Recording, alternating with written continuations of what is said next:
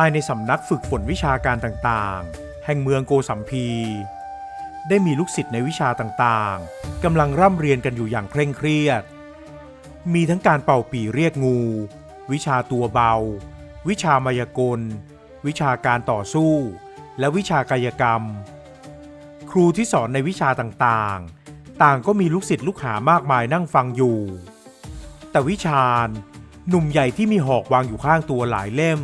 และเป็นครูสอนวิชากายกรรมนั้นกลับไม่มีลูกศิษย์เลยแม้แต่คนเดียววิชาญรู้สึกหงุดหงิดและเสียหน้าที่ไม่มีใครสนใจในวิชาของตนเองจึงยกเหล้าในหายเล็กๆที่วางอยู่ข้างตัวซดดื่มไปเรื่อยๆมีตาหามีแววไหมไอ้พวกตาถั่วสุดยอดวิชาของข้าพวกเองกลับไม่สนใจในขณะที่วิชาญกำลังบ่นพึมพำว่ากล่าวคนนั้นคนนี้และยกไหเหล้าขึ้นดื่มกินอยู่นั้นบรรดาครูหลายคนที่สอนวิชาต่างๆก็แอบเหลมองและต่างก็สายหัวในพฤติกรรมของวิชาญพวกเขารู้ว่าวิชาความรู้ของวิชานั้นดีไม่น้อยไปกว่าวิชาของพวกตนเลยแต่ติดตรงที่ครูอย่างวิชาญไม่อยู่ในระเบียบวินัยและไม่เป็นตัวอย่างที่ดีให้กับลูกศิษย์แถมยังขี้อิจฉาและชอบประชดประชันหาเรื่องครูคนอื่นอีกไม่ต้องมาสมเพศข้าหรอกข้ารู้ว่าพวกเองกำลังนินทาข้าอยู่วิชาญที่มีอาการเมาแล้วเริ่มพูดจาไร้สาระไปตามประสาและทันใดนั้นที่ประตูสำนักก็ได้มีชายหนุ่มคนหนึ่งเดินเข้ามาพอวิชาญเห็นว่ามีเด็กหนุ่มเดินเข้ามาจึงรีบเก็บไหเหล้าและทำทีท่าให้ดูน่านับถือพร้อมกับพูดเชิญชวนให้เด็กหนุ่มคนนั้นมาเรียนกับตนเด็กหนุ่มคนนั้นมีชื่อว่าสารัตน์และเขาอยากจะมาเรียนวิชามายากลแต่ตรงหน้าครูที่สอนมายากลนั้นเต็มไปด้วยลูกศิษย์นั่งเรียนกันอยู่เขามองดูครูท่านอื่นๆก็เห็นว่ามีลูกศิษย์นั่งเรียนกันอยู่ทั้งนั้นคงมีแต่ครูที่มีหอกวางอยู่ใกล้ตัวที่ไม่มีลูกศิษย์ลูกหาเลยและนั่งก้มหน้านิ่งสารัตน์รู้สึกสงสารและคิดว่าการเรียนวิชากายกรรมนั้นก็ไม่น่าจะเสียหายอะไรท่านคือครูสอนกายกรรมใช่หรือไม่ใช่แล้วข้าสอนวิชากระโดดข้ามหอกจะสนใจไหมเล่าสารัตน์มองหอกข้างตัววิชาญอย่างกลัวเมื่อจินตนาการว่าเขาจะต้องกระโดดข้ามหอกยาวๆแหลมๆพวกนี้เขาก็รู้สึกหวาดเสียวแต่เพราะใจที่สงสารวิชาญที่ไม่มีลูกศิษย์เลยและรู้สึกท้าทายว่าถ้าทำได้ก็คงจะเก่งไม่น้อยเขาเลยตอบตกลงที่จะเรียนข้าสนใจท่านคิดค่าเล่าเรียนอย่างไรวิชาญดีใจมากที่มีสารัตน์เป็นลูกศิษย์คนแรกเพราะนับตั้งแต่ที่เขาเดินทางมาที่เมืองโกสัมพีและขอเข้ามาเป็นครูสอนวิชากายกรรมซึ่งก็ผ่านมานานนับปีแล้วเขายังไม่เคยมีใครมาขอเป็นลูกศิษย์เมื่อเด็กหนุ่มตรงหน้าเอ่ยปากอยากจะเรียนและถามค่าเล่าเรียนเขาเลยบอกว่าให้เรียนไปเลยโดยที่ไม่คิดค่าครูวิชาญบอกว่าจะสอนให้อย่างสุดความสามารถแต่มีข้อแม้ว่าเมื่อเรียนและทำได้แล้วจะต้องออกไปทำงานกับเขานั่นคือออกไปเล่นกายกรรมหาเงินด้วยกันซึ่งเด็กหนุ่มก็ยินดีเพราะเขานั้นยังไม่มีครอบครัวและการเดินทางออกหาเงินนั้นก็ไม่ได้เป็นปัญหาสำหรับเขาเลยเจ้าทำได้หรือไม่ตามที่ข้าบอกนี้ไม่มีปัญหาขอรับท่านอาจารย์ข้ายินดีเมื่อตกลงทุกอย่างกันเรียบร้อยแล้ววิชาญก็เริ่มสอนสารัตน์ด้วยความตั้งใจเขาสอนเทคนิคในการกระโดดข้ามหอกเพื่อไม่ให้เกิดอันตรายและสอนพลิกแพลงท่าทางเพื่อสร้างความตื่นเต้นความตื่นตาตื่นใจให้กับผู้ชมสารัตน์เองก็ตั้งใจเรียนเป็นอย่างดีและไม่กี่วันต่อมาเขาก็สามารถกระโดดข้ามหอกที่ปักไว้ได้1 เล่มแม้จะหวาดเสียวกับปลายหอกที่ชูขึ้นและแหลมคมแต่สุดท้ายเขาก็ทำได้นับตั้งแต่นั้นมาสารัตน์ก็พยายามฝึกปรือการกระโดดข้ามหอกจนชำนาญเจ้าไม่ต้องรีบร้อนฝึกฝนดอกเจ้าจะต้องอยู่กับหอกไปอีกนานเลยข้าต้องกระโดดข้ามหอกกี่เล่มกันอาจารย์ ก็ทั้งหมดนี่แหละ5 เล่มฮะอะไรนะสารัตตกใจมากเพราะกว่าจะกระโดดข้ามหอก1 เล่มได้อย่างชำนาญนั้นเขาก็ฝึกปลืออยู่นานนับเดือนถ้าต้องกระโดดข้ามให้ได้ทั้ง5 เล่มที่ปักเรียงกันเขาคงต้องฝึกซ้อมไปอีกนานหลายเดือนเลยทีเดียวแต่วิชาญบอกกับเขาว่าไม่ต้องกังวลไปเพราะสารัตนั้นกระโดดข้ามได้1 เล่มแล้วการที่จะกระโดดข้ามเล่มที่2 3และ4นั้นไม่ยากเลยวิชาญยืนยันกับสารัตว่าจะใช้เวลาไม่นานแต่เล่มที่ยากที่สุดนั่นก็คือเล่มที่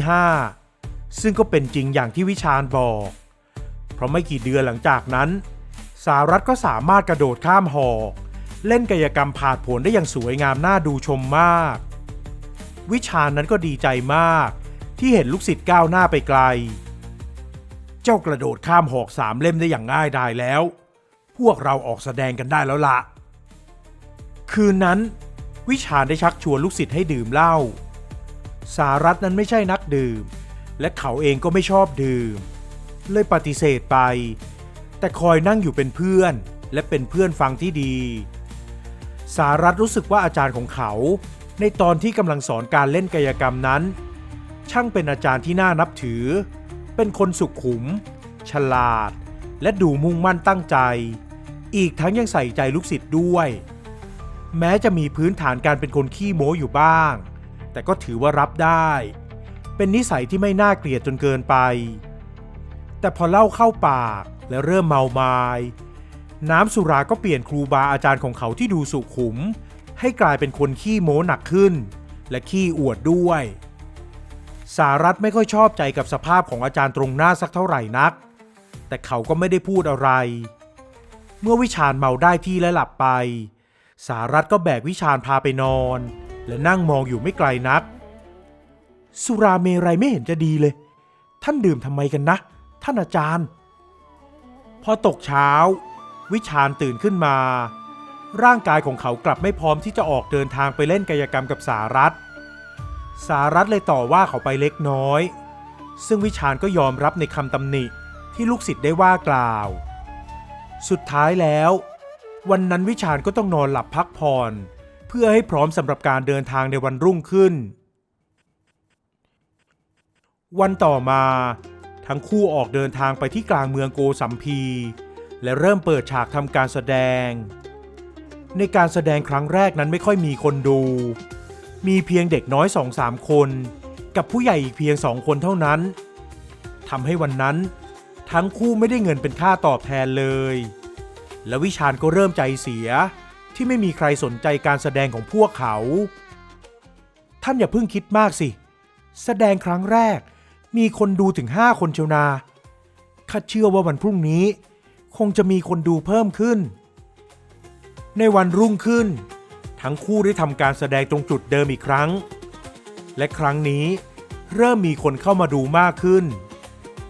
สารัตแสดงกายกรรมผาดโผนกระโดดข้ามหอกหลายเล่มได้อย่างชำนาญและดูน่าหวาดเสียวสำหรับผู้ชมเสียงคนดูโห่ร้องเมื่อสารัตทำได้นั้นได้สร้างรอยยิ้มให้กับวิชาญและวันนั้นพวกเขายังได้รับเงินเป็นค่าตอบแทนในการแสดงด้วยแม้จะไม่มากมายแต่ก็ทำให้ทั้งวิชาและสารัตรู้สึกภูมิใจอย่างที่สุดนับแต่นั้นมาทั้งอาจารย์และลูกศิษย์ต่างก็ช่วยกันในงานแสดงจนนานวันเข้าการกระโดดกายกรรมผาดโผนข้ามหอกด้ามยาวของสารัตก็ยิ่งชำนาญขึ้นพลิกแพลงได้และพลิ้วไหวจนผู้คนพูดกันปากต่อปากและเริ่มหลั่งไหลกันมาดูวิชาญที่ยืนมองการแสดงของสารัตอยู่นั้นรู้สึกภูมิใจและยืดอกอย่างลำพองเพราะไม่เพียงแต่มีผู้คนมากมายมาชมการแสดงแต่เงินตอบแทนที่คนดูให้มาก็มากมายขึ้นทุกวันทั้งวิชาญและสารัตมีรายได้จากการแสดงในแต่ละวันไม่น้อยเลยทีเดียวโอ้วันนี้ได้เงินมาเยอะเลยส่วนนี้เป็นของเจ้าไอ้ศิษย์รักวิชาญแบ่งเงิน1/2ให้กับสารัตจากนั้นก็ชวนเขาไปกินและดื่มด้วยกันพอสารัตได้ยินว่าชวนไปดื่มเขาก็เกิดอาการเบื่อหน่ายและไม่เข้าใจว่าทำไมอาจารย์ถึงได้นำเงินที่ได้มาไปลงไหเหล้า ถ้านำไปซื้ออาหารรสเลิศราคาแพงเขาก็จะไม่ตะขิดตะขวงใจสักนิดและยิ่งพอมีรายได้มากขึ้นอาจารย์ของเขาก็ยิ่งดื่มมากขึ้นตามไปด้วยข้าไม่ไปได้หรือไม่ข้าอยากพักวิชานั้นดูออกว่าสารัตไม่ชอบใจในสิ่งที่เขาทำข้าเข้าใจว่าเจ้าไม่ชอบในสิ่งที่ข้าทำงั้นเอาอย่างนี้บอกข้ามาว่าเจ้าต้องการอะไรเมื่ออาจารย์เปิดโอกาสให้พูดสารัตก็รีบบอกว่าเขานั้นไม่อยากให้วิชาญดื่มเหล้าเพราะเมื่อดื่มเหล้าแล้ววิชาญจะดูไม่น่าเคารพนับถือเพราะไม่มีความสำรวมเลยแถมยังลืมตัวขี้โม้ขี้อวดจนคนที่ได้พบเห็นเกิดความเบื่อหน่ายบางครั้งก็แจกจ่ายเงินที่หามาได้ด้วยความยากลำบากให้กับคนประจบสอพลอสารัตบอกกับวิชาญด้วยท่าทีเกรงใจและยังพูดอีกว่าถ้าวิชาญไม่หยุดดื่มเหล้าสักวันเขาจะไม่เหลืออะไรเลยก็ได้ข้าจะพยายามเลิกนิสัยไม่ดีของข้าแต่วันนี้เจ้าต้องไปเป็นเพื่อนข้าสัญญาว่าจะดื่มส่งท้ายและจะเลิกดื่มแล้วสารัตไม่ค่อยเชื่อใจเท่าไหร่นักว่าวิชาญจะเลิกได้จริงตามคำบอกแต่เขาก็ยอมไปนั่งเป็นเพื่อนวิชาญได้สั่งเหล้ามาหลายไหและกลับแกล้มมากมายพอดื่มไปได้สักพักนิสัยเดิมๆก็เริ่มออกมาส่วนสารัตนั้นสายหน้ายังเบื่อหน่ายแต่ก็อดทนนั่งนิ่งเงียบอยู่อย่างนั้นทั้งคู่นั่งอยู่ในร้านเหล้าจนกระทั่งมีคนกลุ่มใหญ่เข้ามานั่งกินด้วยและคนกลุ่มนั้น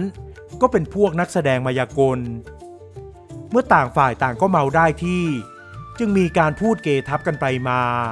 หาว่าพวกตนนั้นเก่งกว่าวิชาญเองก็ไม่ยอมและได้พูดออกไปเฮ้ยพวกเจ้าเห็นหรือไม่นี่คือศิษย์เอกของข้าศิษย์ของข้าสามารถกระโดดข้ามหอกได้อย่างสบายกระโดดข้ามผ่านได้ไม่กี่เล่มทำมาเป็นพูดโอ้อวดพวกเจ้าไม่รู้อะไรลูกศิษย์ของข้าสามารถกระโดดข้ามหอก5 เล่มได้สารัตตกใจในสิ่งที่วิชาญพูดออกไปเพราะเขากระโดดข้ามได้แค่4 เล่มเท่านั้นในทุกๆวันที่เขาทำการแสดงเขาก็ใช้หอกแค่4 เล่มและไม่เคยคิดจะกระโดดข้ามหอก5 เล่มด้วยเพราะมันเสี่ยงเกินไปสารัตได้ห้ามปรามวิชาญไม่ให้พูดอย่างนั้นและบอกว่าเขาชำนาญการกระโดดได้เพียงแค่4 เล่มและจะไม่กระโดดข้ามหอก5 เล่มให้ใครดูด้วยอย่าทำข้าเสียหน้าสิเจ้าต้องแสดงให้พวกมันดูมันไม่ยากดอกไม่ข้าไม่ทำดอกท่านเมาแล้วพวกเรากลับกันเถอะแต่วิชาญไม่ยอมกลับและขยันขยอให้สารัตกระโดดข้ามหอก5 เล่มสารัตนั้นไม่ยอมทำวิชาญที่ดื่มเหล้าจนเมาแล้วรู้สึกไม่พอใจที่สารัตไม่ยอมทำและกลัวจะเสียหน้าด้วยจึงบอกไปว่าถ้าสารัตไม่ทำให้พวกมันดูตัวเขาก็จะทำการแสดงเองแม้สารัตจะห้ามปรามสักเท่าไหร่วิชาญก็ไม่ยอมฟังวิชาญได้ปักหอก5 เล่มที่หน้าร้านเหล้าและตะโกนบอกให้ทุกคนออกไปดูสารัตจึงรีบเดินเข้าไปบอกกับวิชาญท่านอย่าทำเลยมันอันตรายแล้วท่านก็เมาอยู่ด้วยอย่ามาห้ามข้าไอ้ศิษย์เนรคุณไม่ยอมกู้หน้าให้อาจารย์สารัตเลยจำใจต้องนิ่งเงียบและยืนมองการแสดงของวิชาญด้วยใจเป็นห่วงวิชาญนั้นแม้จะเมาแต่ยังพอมีสติอยู่เขากระโดดข้ามหอก4 เล่มไปอย่างคล่องแคล่วจนทุกคนมองตาค้างแต่เขากลับกระโดดไม่ผ่านหอกเล่มที่5ถูกหอกเสียบเข้ากลางลำตัวจนทะลุและตายแน่นิ่งอยู่ตรงนั้น